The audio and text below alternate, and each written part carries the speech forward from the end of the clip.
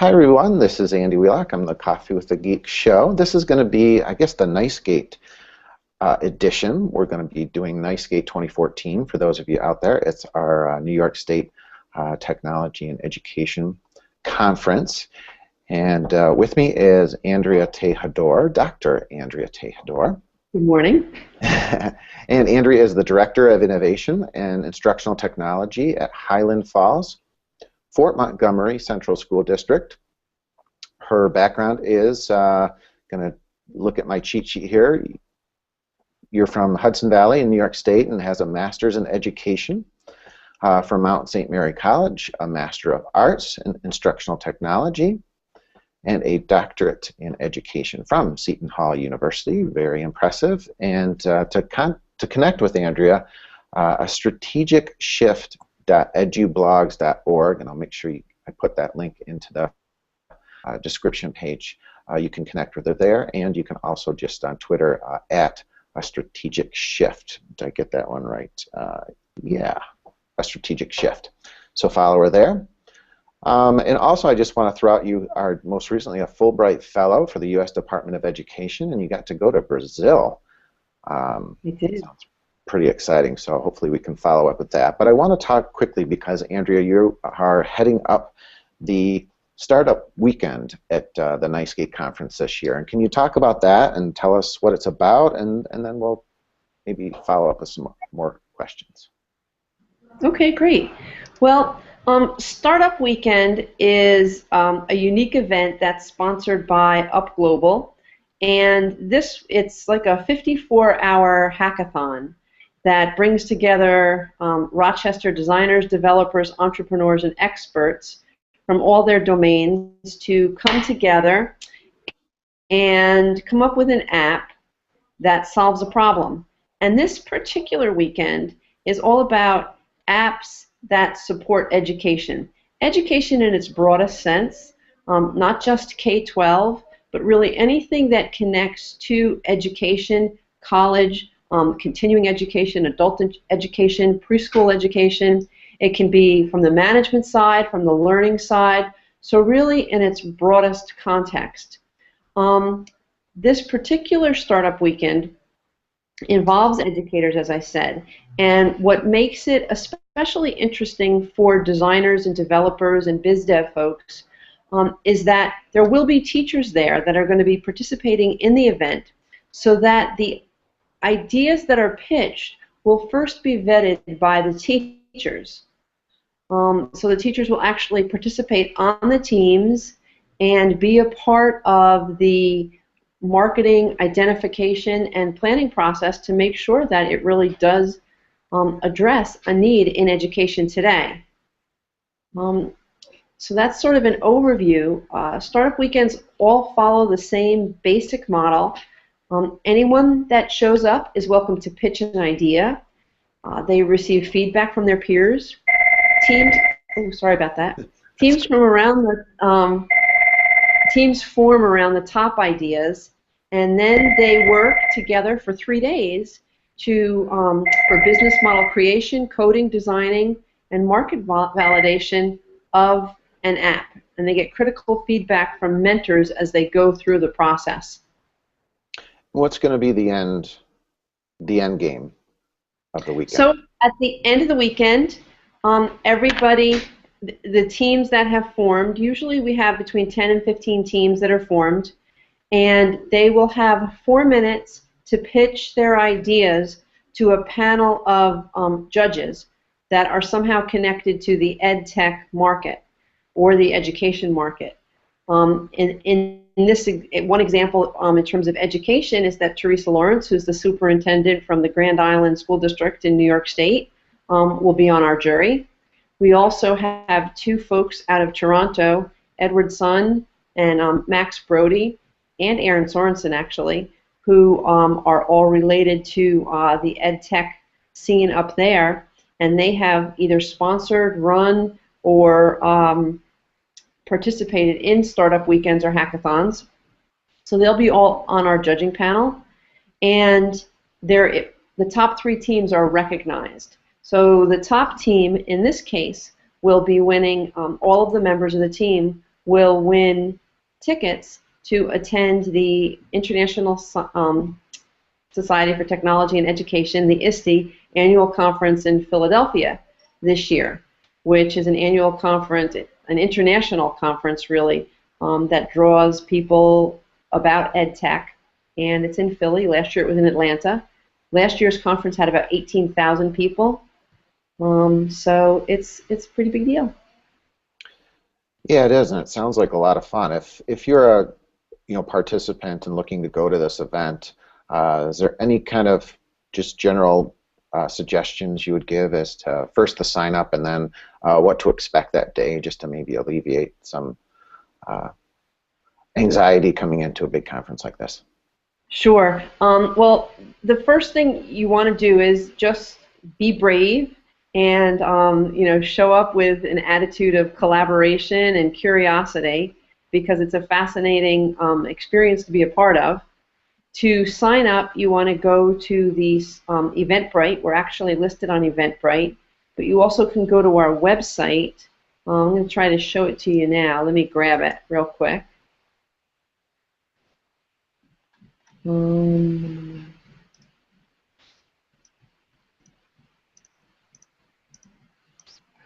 Okay, I'm going to try to show it. I don't know if that worked, Andrew. I tried the showcase thing. Okay. Well, hopefully our people on the other end can see it. But I'll make sure I put it in the kind of show notes description after this is done. So people, Okay. what do you want to share? Is it, I know there's lots of sponsors. Do you want to talk about sponsors? Is that something you want to? Sure, that would be great. If you're a University of Rochester student or an RIT student, they are actually sponsoring the event and supporting the cost of students to attend. So you can contact representatives on your campus through the Division of Entrepreneurship, I believe. And other sponsors that we have, NYSCATE is sponsoring the conference, as is Microsoft. So they're all sponsors for Startup Weekend. My lights went off on me. Just have to wait. Well, those are some big sponsors. We should say the date. It's November 21st to the 23rd. So it's Friday night at 6 o'clock. We begin, and we end on Sunday evening, with the winners being announced at the opening banquet for the NYSCATE annual conference. So one ticket gets you to everything. One ticket gets you into the actual event and the startup weekend and the banquet as well, yes.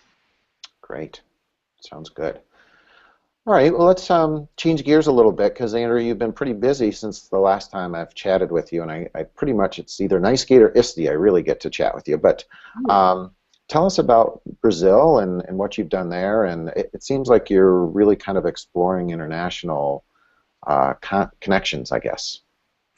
Yep, Brazil was fascinating. Last year, this time, I actually hosted 3 administrators from Brazil who were interested in learning more about instructional technology. As a part of the program, there were 8 administrators in the United States that hosted 24 administrators from Brazil, either principals, directors from schools or from regions. And we basically, they spent time in our schools, really seeing how the schools are set up, what our school day is like, how we use technology, what types of technologies we're using. And the 3 administrators that I hosted were from the very, very northern part of the country. 3 states, Roraima, Pará, and Ceará. And they spent 2 weeks here. And then the second half of the exchange, I went down to Brazil this past summer, and I spent 2 weeks. We were hosted by the United States Embassy in the capital of Brasilia, and we spent a couple days there, but then we flew out to other regions of the country. So I ended up flying to the state of Roraima, which is actually north of the Amazon River Basin. So I flew back north of the equator after flying very far south, and I spent 5 days there talking about instructional technology in an area that's extremely remote. They don't have roads in many instances. So it was really a fascinating experience to visit their schools, to see how their school day is set up, and also to meet with the president of the university, the virtual University of Roraima, because that's really essential to professional development for teachers, for training teachers, or just for access to higher education opportunities for the people that live there. Because it is so remote, they don't have easy access to programs, degree programs. So the university is set up to both receive and deliver higher education courses using traditional video conferencing. I remember, I think it was at ISTE that I saw you, or maybe it was even before that, and you were using the app Duolingo to brush up on your Portugal. How did that go? And would you recommend Duolingo for learning a language? Duolingo was fantastic. I really got the basics of the language before hosting the administrators that visited me and before going over there. So it really takes you well past a basic level of language. So Duolingo was the way to go, definitely. It's a fantastic app. So as a learner, I guess from that perspective, so it gave you kind of the basics. So if you were to use that, say, in education, you would think that would be a useful app to use in a world language classroom? Yeah, absolutely. I would highly recommend it. I've told the foreign language teachers here in Highland Falls about it, and actually a lot of people, because it's such a great app. They have Portuguese, Spanish, Italian, German, French, I think. I think those are the 5 right now. So it can be a really nice companion piece for the classroom teacher. Definitely. So or for adults who want to get their feet wet with the language. So let me kind of have you look in your crystal ball a little bit. What are the maybe projects or trends that you're following or that are interested in, or maybe some things that you picked up from your travels that maybe what's on your horizon? One of the things that I see is just, and we've talked about this for a long time, is about the use of technology to connect globally and really broaden our perspective and broaden our horizons. And the technologies are easily accessible right now. It's no longer having to go to somebody to have a video conferencing room or video conference equipment available. We have the technologies available. Actually, we carry them around if we have a cell phone. I mean, here we are connecting with a webcam in our computers via Google Hangouts. You can use Skype. You can still use traditional video conferencing. Ubu. There's so many ways to connect. It's just a matter of doing it and finding those connections for our students and making it a part of our curriculum. Not something extra that we do, but really finding it to be important to make those international connections so our students have those experiences. So for me, it's not so much about the latest and greatest sort of nuts and bolts and hardware that's coming down the road. It's about really capitalizing on what we already have and maximizing its use to make these international connections. And there's so many different ways to do that. I mean, Skype for Education right now has a clearinghouse where you can post your information so that you can connect with people. And if, time sometimes is a barrier in terms of live synchronous connections, but you can always do this asynchronously as well using a wiki or a Google Doc. So there's a way to make those connections asynchronously, or you can do both. And even with language now, you have Google Translate, so that really lets you get past that language barrier. Yeah, I think that's a great point. Go ahead, finish up. No, this is an aside, but I used Google. I had an issue with my iPad when I arrived in Brasilia, and that was the only thing I brought. I didn't bring my computer, so I was ready to have a bit of a meltdown. And I found I found an iPlace. It was the closest thing to an Apple store. And they helped me solve the problem with the iPad, but we couldn't really. The gentleman I was working with spoke no English, and my Portuguese is somewhat is limited, and so we brought up Google Translate to solve the problem. So I would type the English in Google Translate and translate it to Portuguese, and then he would type in Portuguese, and it would translate back for me in English. So it really helped me solve the problem with my iPad so I could get it working again. That's a great example. So we were looking for innovative technologies, and I think we hit on some, or at least you did. So Google Translate, we'll give that one 2 thumbs up as well. Definitely. Along with Duolingo. Okay, let me just ask one more here, make sure I've hit all my questions. It's an extra question, then we'll get to the Speed Geek questions. At NYSCATE this year, what are you looking forward to seeing? Are you presenting this year? I'm sure startup is going to be a big part of your time. Startup will be a huge part of my time. I'm actually looking forward to NYSCATE with some of the pre-events. Our pre-conference sessions look terrific this year. There's also a maker fair on Saturday, and then anybody who attends and participates in Startup Weekend will also have access to the maker fair on Saturday. So I'm looking forward to those events.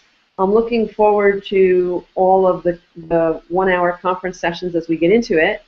And yes, I am presenting this year. I'm doing a 1-hour session on how Highland Falls has taken the K-5 ELA modules from New York State and really created an integrated science and ELA curriculum through those modules and built the curriculum and the access to all of the materials into Google Sites for the teachers to continuously update and also go to for information on science curriculum. Wow, that sounds like a pretty ambitious project, but one that would be, I think, something you could share out. Yep, absolutely. It would be great. All right. Well, we're ready for the Speed Geek questions. I've got my super duper app here. It's called, what do I call it? It's called Decide Now. So you get 3 questions, and I'm going to just spin the wheel and throw out your first answer. Okay. They're as geeky, hopefully, as they come. Favorite social network? Favorite social, Twitter. Okay, how come? I've been using it a lot lately, and I'm really connecting with some different people. And it's cool the way all of these sort of networks come together in one place and start to converge. So I'm really starting to use Twitter more and more. You know, I am too, and as I've gone around to some of the different schools, I've kind of just asked teachers, rooms full of teachers, 15 teachers in a room here and there, and a lot of, when I ask if there's Twitter users, I only get maybe 1 out of the 15, and I really, I try and tell them that just how powerful Twitter can be if you use it the right way. It's really who you follow and what you're looking for, but it's such a powerful network that I still think hasn't quite, and again, a lot of schools it's filtered out, so maybe that might be the issue as well, but it really is a great resource. And Pinterest, I'm finding Pinterest is finally on my radar as a network that I like for curating. All right, question number 2 is, oh, this is a good one, iOS or Android? Or we could say Windows 8 if you want to do that. No. The first 2. No preference? The first 2, I think our objective in our school is to really identify programs and ways for students to access content that are device agnostic. So we do use some iPads still in district. More and more we are going to an Android based device. This year we adopted Nexus 7s for a one-to-one initiative for our juniors and seniors, and we have Chromebooks deployed in every school at every level. So we've gravitated toward that platform in the school because, to be honest with you, the ease of management of the devices and the deployability of the devices. We can manage everything through one dashboard, and we can use the Google Play for Education store, which has been fantastic. I can add POs easily. I can have teachers actually give them access to the store and have them deploy apps directly to the devices in their to the students in their classes. And it's really been a great way to bring it all together. And then on top of it with Google Classroom. So it's just been a really nice way to roll out this school year with the Nexus 7s, Google Classroom, and all the access for the kids to all the Google Docs. Awesome. Well, that's a resounding thumbs up, I guess, for Android devices. So let me go to your last question, which is, oh, this is a good one. Favorite comic book hero? Favorite comic book hero? Not a big comic book person. I